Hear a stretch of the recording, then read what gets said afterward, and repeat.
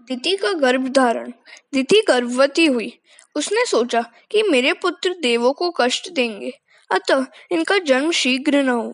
इस विचार से दिति ने 100 वर्ष तक गर्भ धारण किए रखा। सूर्य चंद्र का तेज क्षीण होने लगा। देव घबराए। वे ब्रह्मा जी के पास आए और उनसे पूछा कि दिति के गर्भ में कौन है। उन्हें ब्रह्मा जी ने दिति के गर्भ में जो थे उनकी कथा सुनाई। ब्रह्मा जी बोले कि एक बार मेरे मानस पुत्र सनकादि ऋषि घूमते फिरते वैकुंठ लोक में गए। अंतकरण चतुष्टय के शुद्ध होने पर ही ईश्वर के दर्शन होते हैं। ईश्वर दर्शन करने के लिए जाते समय इन चारों को शुद्ध करके जाओ। अंतकरण के 4 विभाग प्रकार हैं। अंतकरण जब संकल्प विकल्प करता है तब उसे मन कहा जाता है। वह जब किसी वस्तु का निर्णय करता है तब उसे बुद्धि कहते हैं। श्री कृष्ण का चिंतन करने पर उसे चित्त कहते हैं और उसमें जब क्रिया का अभिमान जगता है तब उसे अहंकार कहते हैं।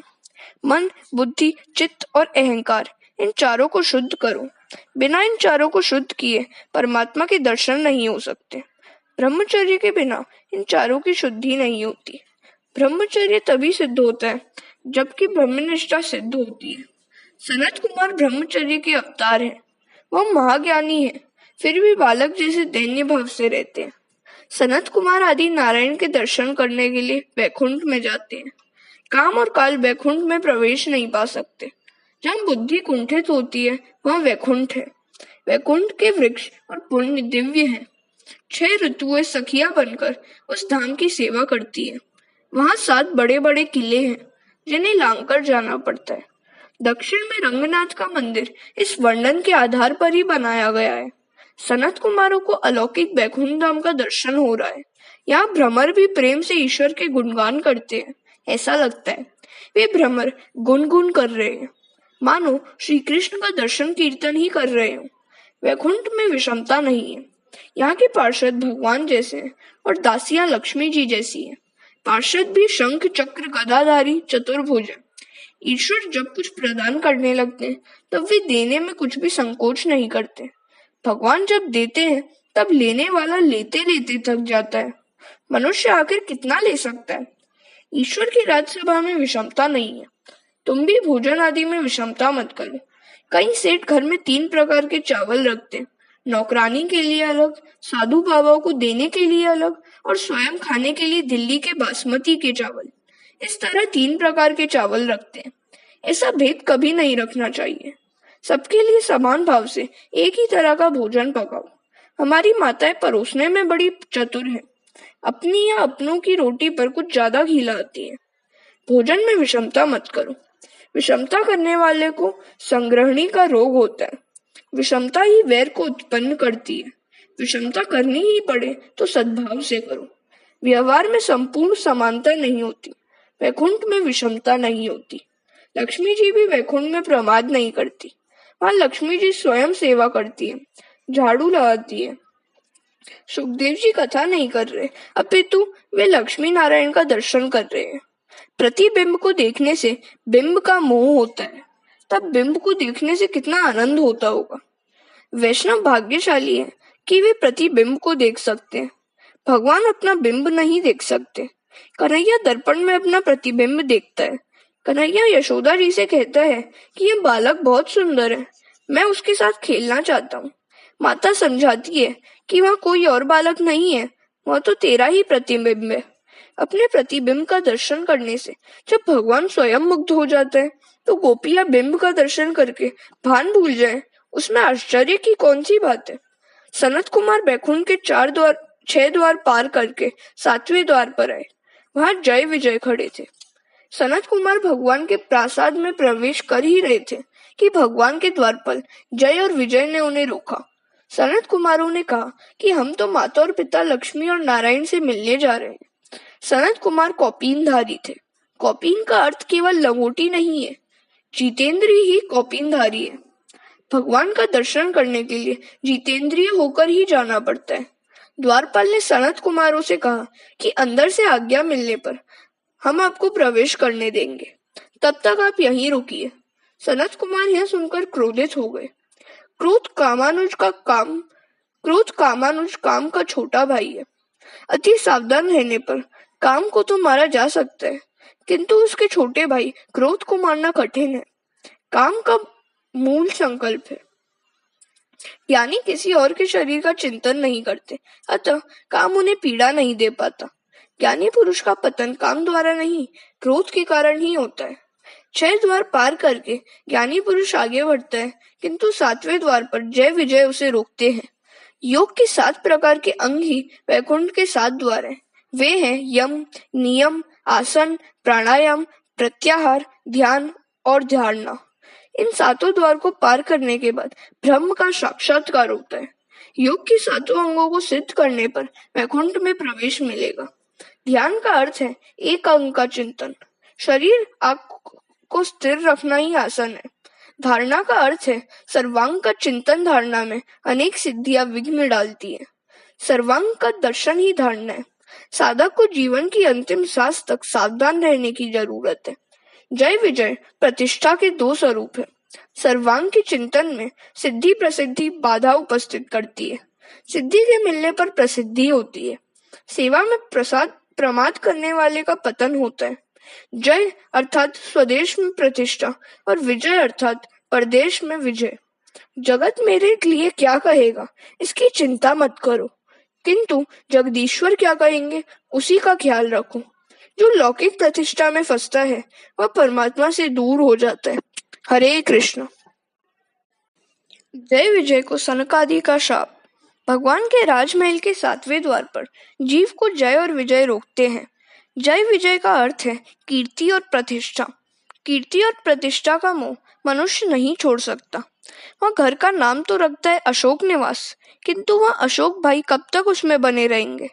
घर को ठाकुर जी का नाम दो। घर पर भी नाम है और कथा में बैठने के लिए रखे हुए आसन पर भी नाम है। घर और आसन पर लिखे हुए ये नाम कितने दिन तक रह पाएंगे। घर का मोह छूटता है, किंतु प्रतिष्ठा का मोह नहीं छूट पाता। शिष्य कुछ प्रशंसा कर देते हैं तो गुरु मानने लगता है कि वह ब्रह्मरूप हो गया। सो सेवा स्मरण की वह धीरे धीरे उपेक्षा करने लगता है और वह पतित हो जाता है। मनुष्य का मन नाम रूप में फंसा हुआ है। नाम और रूप का मोह जब तक न छूट पाए तब तक भक्ति नहीं हो सकती। मन श्री कृष्ण के रूप में फंस जाए तभी मुक्ति मिलती है। प्रतिष्ठा का मोह आया नहीं कि भगवान के द्वार पर से वापस लौट जाना पड़ता है। क्रोध करने से सनत कुमारों को प्रभु के 7वें द्वार पर से वापस लौटना पड़ा, किंतु उनका क्रोध सात्विक था। वे द्वारपाल भगवान के दर्शन में बाधा उपस्थित कर रहे थे, अतः वे क्रोधित हुए। अतः भगवान अनुग्रह करके द्वार पर आए और सनत कुमारों को दर्शन दिया, किंतु वे भगवान के राजमहल में तो प्रवेश न पा सके। महाप्रभु ने इस चरित्र की समाप्ति करते हुए कहा है, ज्ञानी के लिए ज्ञान मार्ग में अभिमान विघ्न करता है। अभिमान के मूल में यही क्रोध है। कुछ अज्ञानावस्था में मरते हैं तो कुछ लोग ज्ञानी होकर अभिमान वश होकर मरते हैं। ब्राह्मण को शिक्षा न मिले तो वह अज्ञानी रहता है, और शिक्षा कुछ अधिक पाले तो कभी कभी अभिमानी होकर भी मरता है। कर्म मार्ग में विघ्न करता काम है। कश्यप और दिति के मार्ग में काम ने ही बाधा डाली थी। काम से कर्म का नाश होता है। भक्ति मार्ग में लोभ बाधक बनता है। लोभ भक्ति का नाश करता है। ज्ञान मार्ग में क्रोध विघ्न करता है। सनत कुमार के मार्ग में क्रोध ने ही बाधा डाली।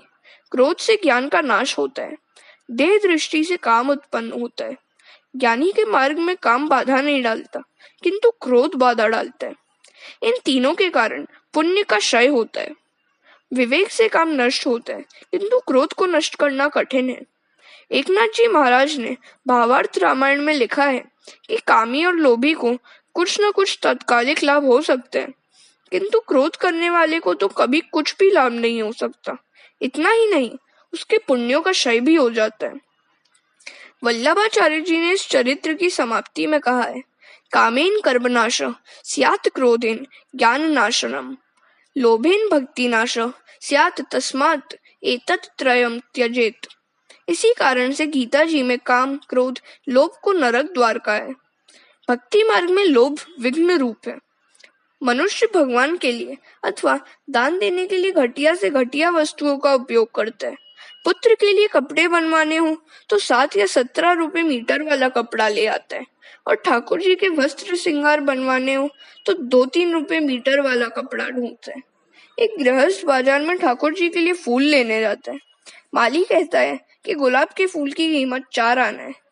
तो ग्राहक कहता है कि कनेर का फूल ही दे दो, क्योंकि मेरे भगवान तो भावना के भूखे हैं। किंतु जब पत्नी कहती है कि मेरे लिए एक अच्छी सी वेड़ी सर में लगाने के लिए फूलों का गजरा ला दो, तो बहुत सा खर्च करके वह अच्छी मनपसंद वेड़ी ले आता है। सत्यनारायण की कथा करानी हो तो वह 200 रुपए का पीताम्बर पहनकर बैठता है, और जब ठाकुर जी को वस्त्र परिधान करने का प्रसंग आता है तो वह कहेगा कि वह कलावा डोरी विशेष कहाँ है, वही ले आओ। भगवान कहते हैं कि बेटे, मैं सब समझता हूँ, मैं भी तुझे एक दिन लंगोटी ही पहनाऊंगा। मैंने तेरी लंगोटी के लिए डोरी रख छोड़ी है। ऐसा नहीं करना चाहिए। भगवान को उत्तम उत्तम वस्तु अर्पित करो। 252 वैष्णवन की वार्ता में जमुनादास भक्त का एक दृष्टांत है। एक बार वे ठाकुर जी के लिए फूल लेने के लिए बाजार में निकले। माली की दुकान पर एक अच्छा सा कमल देखा। उन्होंने सोचा कि आज अपने ठाकुर जी के लिए यही सुंदर कमल ले जाऊं। उसी समय वहां एक यमन राज आया जो वेश्या के लिए फूल लेना चाहता था। जमुनादास भक्त ने उस कमल फूल की कीमत पूछी तो माली ने कहा कि 5 रुपए इसकी कीमत है। तो यमन राज ने बीच में ही कह दिया कि मैं इस फूल के लिए 10 रुपए दूंगा, तू यह फूल मुझे ही दे दे। तो उस जमुनादास भक्त ने कहा कि मैं 25 रुपए देने को तैयार हूँ, फूल मुझे ही देना। इस प्रकार फूल लेने के लिए दोनों के बीच होड़ सी लग गई।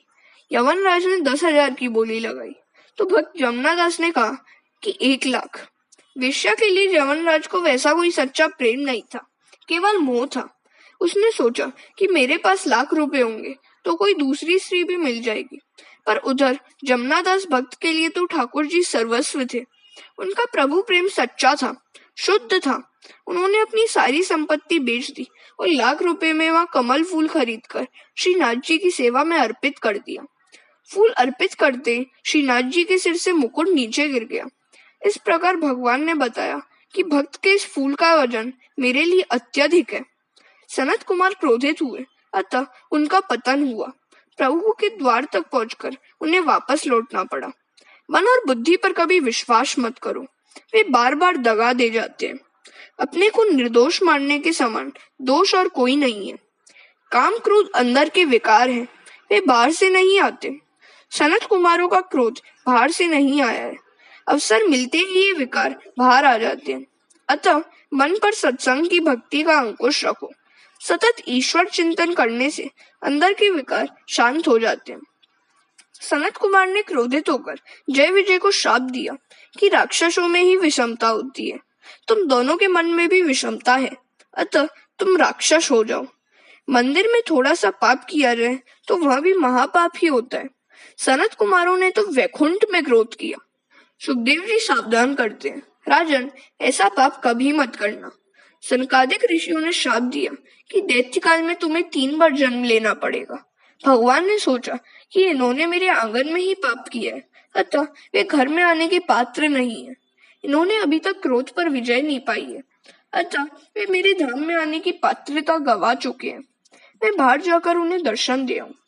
सनकादिकों को अंदर प्रवेश न मिल सका। यदि वे अंदर जा सके होते तो फिर बाहर आने का प्रश्न उपस्थित ही नहीं होता। कारण भगवान का परम धाम तो है यद्गत्वा न निर्वर्तन्ते। भगवान ने लक्ष्मी जी से कहा कि लगता है बाहर कुछ झगड़ा हो रहा है। वे दोनों बाहर आए। ठाकुर जी ने सनत कुमारों की ओर नहीं देखा। आज नजर धरती पर है। अपने द्वारा किए हुए पापों के लिए सच्चे हृदय से जीव जब तक ना पछताए तब तक ठाकुर जी दर्शन नहीं देते। अगर खुदा नजर दे तो सब खुदा की है। लोग अपने को वैष्णव कहलाते हैं किंतु पाप करना नहीं छोड़ते। स्वदोष दर्शन या ईश्वर दर्शन का फल है। सनत कुमार वंदन करते हैं किंतु प्रभु जी ने उनकी ओर नहीं देखा। दोनों ऋषि भगवान से क्षमा याचना कर रहे हैं। प्रभु ने कहा कि भूल तुमसे हुई, तुम्हारा अपमान मेरा अपमान है। ब्राह्मण भगवान को प्रिय हैं क्योंकि वे भगवान की पहचान कराते हैं। भगवान कहते हैं कि आपने मेरी भक्ति और ज्ञान का प्रचार किया है। ब्रह्मा लक्ष्मी से भी मुझे मेरे भक्त अधिक प्रिय हैं। भगवान वाणी चतुर है, लक्ष्मी जी को कहीं बुरा ना लग जाए इसलिए सोचकर वे फिर कहते हैं, यदि भक्ति अनन्य न हो तो वह मुझे प्रिय नहीं है। लक्ष्मी जी की भी भक्ति अनन्य है। वे निष्काम भाव से प्रेम करती हैं, अतः वे भगवान को विशेष प्रिय हैं। भगवान कहते हैं, निष्काम भक्ति मुझे अतिशय प्रिय है। यदि लक्ष्मी जी की भी भक्ति निष्काम न हो तो मुझे वे भी प्रिय नहीं लगती। चंचल लक्ष्मी ठाकुर जी के चरणों में स्थित हो जाती है। तुलसी जी राधा जी का स्वरूप है। तुलसी विवाह का तात्पर्य जीवात्मा का विवाह ही है। जय विजय का स्वर्ग से पतन। सनकादिक सोच रहे हैं कि हमारी प्रशंसा तो बहुत की जा रही है, किंतु हमें धाम के अंदर तो बुलाते ही नहीं है। हमें अभी तपश्चर्या करने की आवश्यकता है। अभी तक हमारा क्रोध नष्ट नहीं हो पाया। वे ब्रह्मलोक में पधारे हैं। जय विजय को सांत्वना देते हुए नारायण भगवान ने कहा, तुम्हारे 3 अवतार होंगे। सनकादिकों के श्राप से जय और विजय क्रमश हिरण्याक्ष और हिरण्यकश्यपु के रूप में अवतरित हुए। हरे कृष्ण। हिरण्यकश्यपु और हिरण्याक्ष का जन्म सुखदेव जी वर्णन करते हैं। दिति के गर्भ में जय विजय आए। 2 बालकों का जन्म हुआ। उनका नाम हिरण्याक्ष और हिरण्यकश्यपु रखा गया। असमय में किए गए कामोपभोग के कारण दिति कश्यप के यहाँ राक्षसों का जन्म हुआ। अतः काम के अधीन मत हो। एकादशी, द्वादशी, पूर्णिमा, अमावस्या, जन्म तिथि आदि दिवसों में ब्रह्मचर्य का पालन करो। महाप्रभु जी ने इस चरित्र के अंत में कश्यप के सिर पर 3 दोष आरोपित किए हैं: कर्म त्याग, मौन त्याग और स्थान त्याग। हिरण्याक्ष और हिरण्यकश्यपु रोज 4-4 हाथ भर बढ़ते थे। यदि सचमुच ही ऐसा होने लगे तो माता पिता की दुर्गति की कल्पना कर सकते हैं, और मुसीबत को नजरअंदाज कर भी दे तो भी रोज रोज कपड़े छोटे पड़ने लगे। किंतु यह तो भागवत की समाधि भाषा है। भागवत में समाधि भाषा ही मुख्य है तथा लौकिक भाषा गौण है। इससे लोभ का स्वरूप बताया गया है। 4-4 हाथ भर रोज बढ़ते थे, अर्थात लोभ रोज रोज बढ़ता ही जाता है। लाभ से लोभ बढ़ता है। बिना प्रभु कृपा से लोभ का अंत नहीं होता। वृद्धावस्था में शरीर के जीर्ण होने जाने के कारण काम तो मर जाता है, किंतु लोभ का नाश नहीं हो पाता। लाभ से लोभ और लोभ से पाप बढ़ता है। पाप के बढ़ने से धरती रसातल में जाती है। धरती माने मानव समाज दुख रूपी रसातल में डूब जाता है।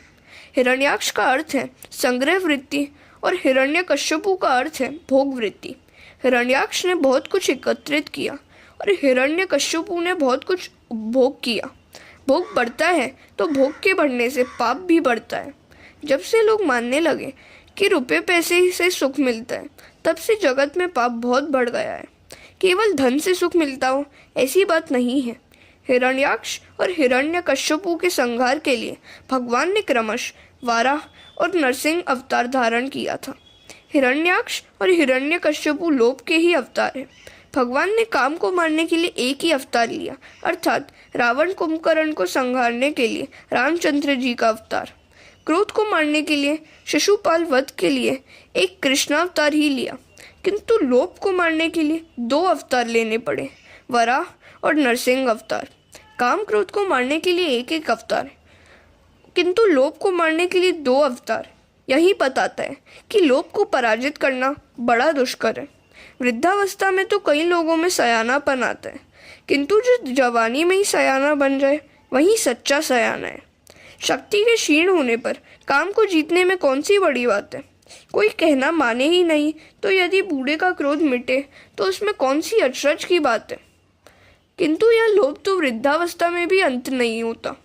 लोभ को मारना कठिन है। सत्कर्म में विघ्न करता लोभ है, अतः संतोष के द्वारा उसे मारना चाहिए। लोभ संतोष से ही मरता है, इसलिए संतोष की आदत डालो। लोभ आदि के प्रसार से पृथ्वी दुख रूपी सागर में डूब गई थी, अतः भगवान ने वराह अवतार लेकर उसका उद्धार किया। वराह भगवान संतोष के अवतार है।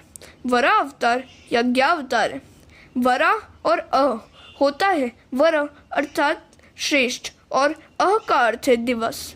कौन सा दिवस श्रेष्ठ है? जिस दिन तुम्हारे हाथों से सत्कर्म हो वही दिवस श्रेष्ठ है। श्रेष्ठ कर्म करने से दिवस भी श्रेष्ठ बन जाएगा। जिस कार्य से प्रभु प्रसन्न हो वही सत्कर्म है। सत्कर्म को ही यज्ञ कहते हैं। हिरण्याक्ष सत्कर्म में विघ्न करता है। मनुष्य के हाथों सत्कर्म नहीं होता, क्योंकि उसे लगता है कि प्रभु ने उसे बहुत कुछ दिया है। हिरण्याक्ष लोभ का स्वरूप है। समुद्र में डूबी हुई पृथ्वी को वराह भगवान ने बाहर निकाला, किंतु उसे अपने पास न रखा। उन्होंने पृथ्वी मनु को अर्थात मनुष्य को सौंप दी। जो कुछ अपने हाथों में आया उसे औरों को दे दिया, यही संतोष है। वराह भगवान यज्ञ के दृष्टांत रूप है। यज्ञ करने से चित्त शुद्धि होती है। लोभ आदि का नाश करके चित्त शुद्धि करनी चाहिए। चित्त शुद्धि होने से कपिल मुनि की अर्थात ब्रह्म विद्या की प्राप्ति होती है। यज्ञ पूर्वक जीवन जियोगे तो ज्ञान मिलेगा। यज्ञावतार के बिना मन की शुद्धि नहीं होती, और मन शुद्धि या चित्त शुद्धि के बिना ज्ञान नहीं मिलता, और तब ज्ञानावतार भी नहीं होता और कपिल देव भी नहीं आते। अज्ञान को दूर करने का काम वराह अवतार बताता है। अज्ञान को दूर करने के लिए विरोध करो। सत्य भाषण भी यज्ञ है। यज्ञ करोगे तो कपिल भगवान की ब्रह्म विद्या बुद्धि में स्थिर होगी। कर्म चित्त शुद्धि के लिए है, भक्ति मन की एकाग्रता के लिए है। कर्म, उपासना और ज्ञान तीनों की जीवन में जरूरत है। कर्म से चित्त शुद्धि होने के बाद हिरण्याक्ष के साथ वराह भगवान का युद्ध एवं हिरण्याक्ष वध। वरुण ने कहा कि तू वराह नारायण से युद्ध कर। हिरण्याक्ष ने वराह भगवान के पास आकर उनसे कहा कि तू सूअर जैसा है। तो वराह नारायण ने कहा उससे कि तू कुत्ते जैसा है, और बात बढ़ गई। सभी पापों का मूल है वाणी। वाणी दोष होने से वीर्य दूषित होता है। उच्चार के बिना पाप नहीं होता। पहले मन के द्वारा उच्चारे जाने पर ही पाप होता है। मुष्टि प्रहार करके वराह भगवान ने हिरण्याक्ष का संहार किया और पृथ्वी का राज्य मनु महाराज को सौंप दिया। मनु से उन्होंने कहा कि धर्म से पृथ्वी का पालन करना, और वे बद्री नारायण के स्वरूप में लीन हो गए। मनुष्य मात्र का धर्म है समाज को सुखी करना। यह आदर्श वराह भगवान ने अपने ही आचरण द्वारा मनुष्यों को सिखाया। लोभ को मारने के लिए वराह नारायण के चरणों को आश्रय लो। वराह के चरण संतोष के स्वरूप है। मनुष्य के जीवन में जब तक लोभ है तब तक पाप है, और जब तक पाप है तब तक शांति प्राप्त नहीं हो सकती। जिसका जीवन निष्पाप है उसे शांति मिलती है। केवल अर्थोपार्जन के लिए ही बुद्धि का उपयोग न करो, उसका उपयोग ईश्वर उपासना के लिए भी करो, अन्यथा उस जौहरी जैसी तुम्हारी दशा भी होगी। एक बार किसी राजा के दरबार में एक जौहरी आया। उसके पास एक हीरा था। उस हीरे की कीमत ठहराने के लिए कई जौहरियों को बुलाया गया। सभी ने अलग अलग कीमत बताई। राजा निराश हुआ। इतने में ही एक वृद्ध जौहरी आया। उसने हीरे की कीमत 99 लाख रुपए बताई। तो राजा ने पूछा कि पूरे 1 करोड़ रुपए क्यों ना कहा। तो उस वृद्ध जौहरी ने और 100 हीरे मंगवाकर उस हीरे के आसपास रख दिए। तो उस हीरे का तेज 99 हीरों पर पड़ा, किंतु एक पर न पड़ा। वृद्ध जौहरी ने कहा कि यही कारण है कि मैंने 1 लाख कम कहा। राजा को लगा कि यह जौहरी कितना बुद्धिमान है। वह बोला, मंत्री जी, इन्हें कुछ पुरस्कार दो। तभी वहां बैठे हुए एक महात्मा ने कहा कि इस जौहरी के सिर पर धूल खाक डालो। महात्मा से ऐसे विचित्र प्रस्ताव का कारण पूछा गया। महात्मा ने कहा, इस जौहरी ने अपनी बुद्धि का उपयोग केवल पत्थरों का विचार करने के लिए किया, ईश्वर का भजन करने के लिए नहीं। जिस बुद्धि का उपयोग उसने केवल पत्थरों को देखने पर रखने में किया, उसका उपयोग यदि उसने ईश्वर को पहचानने के लिए किया होता तो उसका उद्धार हो जाता। आप इस जौहरी को चतुर मानते हैं, किंतु मैं उसे मूर्ख मानता हूँ। हिरण्याक्ष की मृत्यु होगी, तभी पाप मरेगा, और तभी ब्रह्म विद्या का ज्ञान बुद्धि में स्थायी होगा। बुद्धि के निष्काम होने पर ब्रह्म ज्ञान स्थायी हो सकता है। मनुष्य के शरीर में 9 छेद हैं, जिनके द्वारा ज्ञान बाहर निकल जाता है। इंद्रियों के द्वारा ज्ञान बाहर न निकल सके, इसलिए इंद्रियों का विरोध करो और उन्हें प्रभु के मार्ग की ओर मोड़ दो। तृतीय स्कंध में 2 प्रकरण हैं, पूर्व मीमांसा और उत्तर मीमांसा। पूर्व मीमांसा में वराह नारायण के अवतार की बात कही गई है, और उत्तर मीमांसा में कपिल नारायण के चरित्र का वर्णन है। यज्ञ किए बिना कपिल नारायण की विद्या बुद्धि में स्थिर नहीं होती। मन, वचन और काया से किसी को भी पीड़ा न देना, यही यज्ञ है। जो कारण बिना ही दिल जलाता है वह आत्मघात कर सकता है। सदा सर्वदा प्रसन्न रहना भी यज्ञ ही है। यज्ञ किए बिना, सत्कर्म के बिना चित्त शुद्धि नहीं होती, और चित्त शुद्धि के बिना ज्ञान टिकता नहीं है। सत्कर्म से सभी इंद्रियां शुद्ध होंगी। जिसका मन कलुषित है उसे परमात्मा का अनुभव नहीं हो सकता। मानव शरीर एक गगरी है, इसमें 9 छेद है। यदि गगरी छेद वाली हो तो वह कभी भरी नहीं जा सकती। हर एक छेद से ज्ञान बह जाता है। ज्ञान का प्राप्त होना कठिन नहीं है। ज्ञान आता तो है किंतु वह रह नहीं पाता। विकार वासना के वेग में वह कई बार बह जाता है। वैसे तो सबकी आत्मा ज्ञानमय है, अतः अज्ञानी तो कोई नहीं है, किंतु ज्ञान को सतत बनाए रखने के लिए इंद्रियों के द्वारा बही जाती हुई बुद्धि शक्ति को रोकना है। ज्ञानी इंद्रियों को विषय की ओर नहीं जाने देता, जबकि वैष्णव इंद्रियों को प्रभु के मार्ग की ओर मोड़ता है। ज्ञान टिक नहीं पाता क्योंकि मनुष्य का जीवन विलासी हो गया है। सारा का सारा ज्ञान पुस्तक में ही पड़ा रहता है, मस्तक में जाता ही नहीं है। जो पुस्तकों के पीछे दौड़े वह विद्वान है, और जो भक्ति पूर्वक परमात्मा के पीछे दौड़े वह संत है। विद्वान शास्त्र के पीछे दौड़ता है, जबकि शास्त्र संत के पीछे दौड़ते हैं। शास्त्र पढ़कर जो बोले वह विद्वान है। प्रभु को प्रसन्न करके उसी में पागल होकर जो बोलता है वह संत है।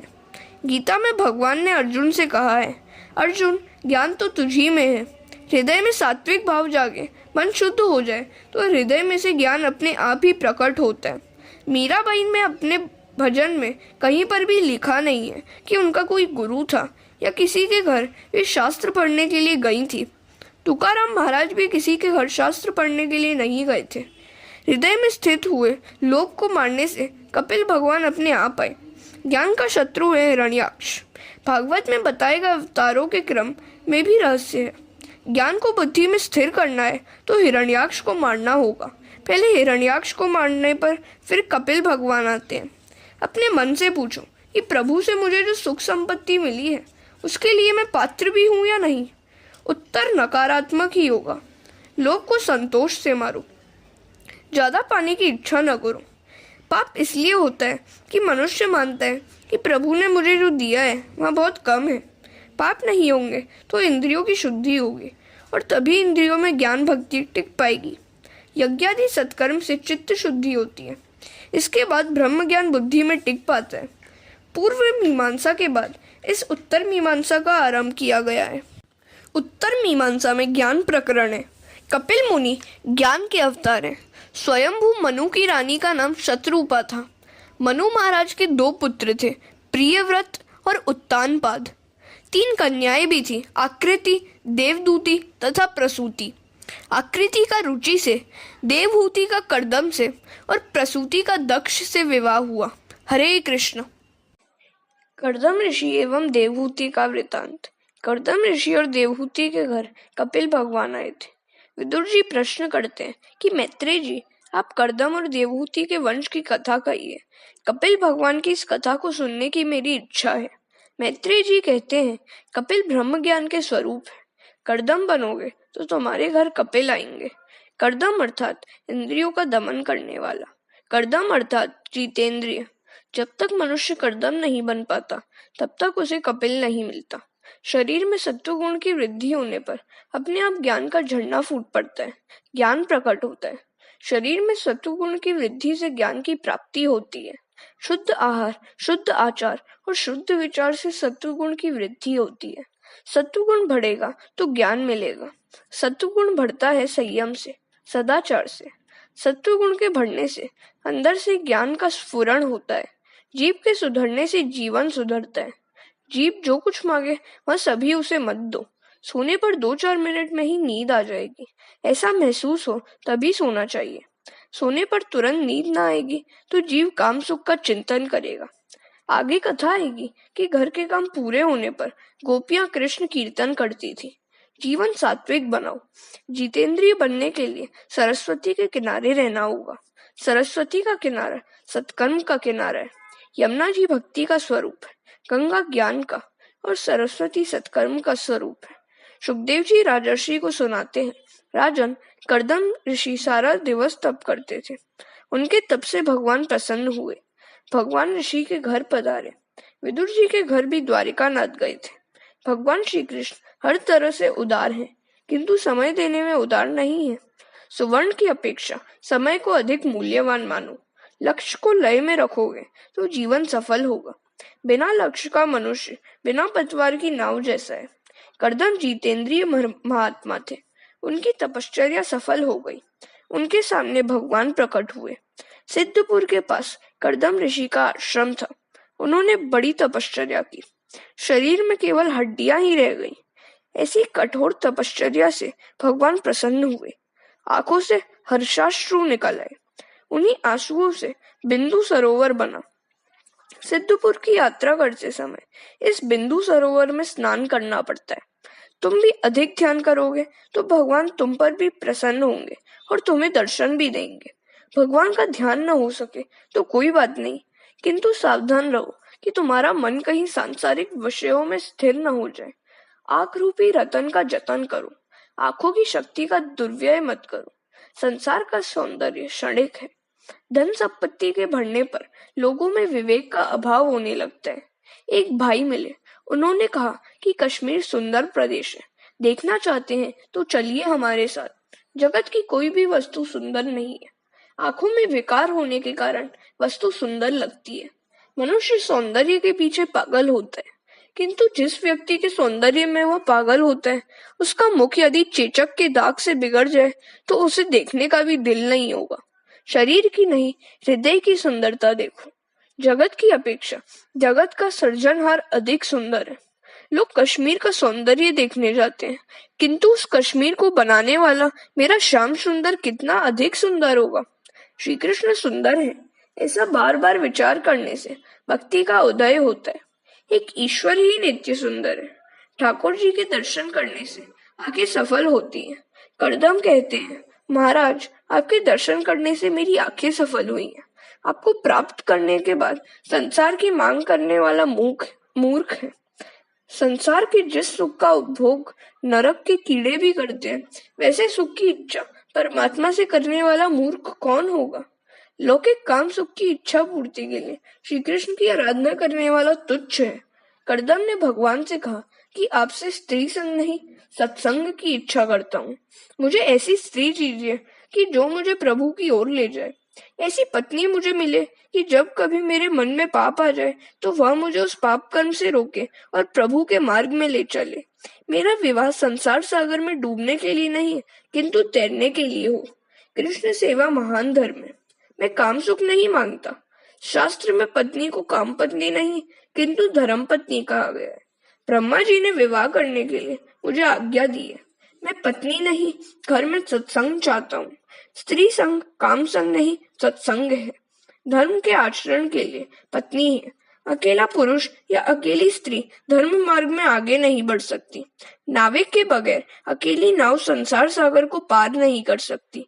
नाविक भी अकेला संसार सागर पार नहीं कर सकता। स्त्री नौका है और पुरुष नाविक। दोनों को एक दूसरे के सहारे की जरूरत है। पुरुषों में विवेक होता है और स्त्री में स्नेह। विवेक और स्नेह के मिलन से भक्ति प्रकट होती है। पुरुष कमा सकता है। पुरुष ज्ञान स्वरूप है। स्त्री का हृदय कोमल होने के कारण वह समर्पण करती है। स्त्री क्रिया शक्ति है। बहुतों को आश्चर्य होगा कि कर्दम ने इतने सारे वर्ष की तपश्चर्या के बाद भगवान से मुक्ति क्यों न मांगी। कर्दम ने सोचा कि हजारों जन्मों की काम वासनाएं सुषुप्त रीति से मन में जमा हो गई हैं। उन्हें संतुष्ट करके मनुष्य पर जो 3 प्रकार के ऋण हैं, उनसे मुक्त होना अच्छा है और उसके बाद मुक्ति की इच्छा करनी चाहिए। हरे कृष्ण।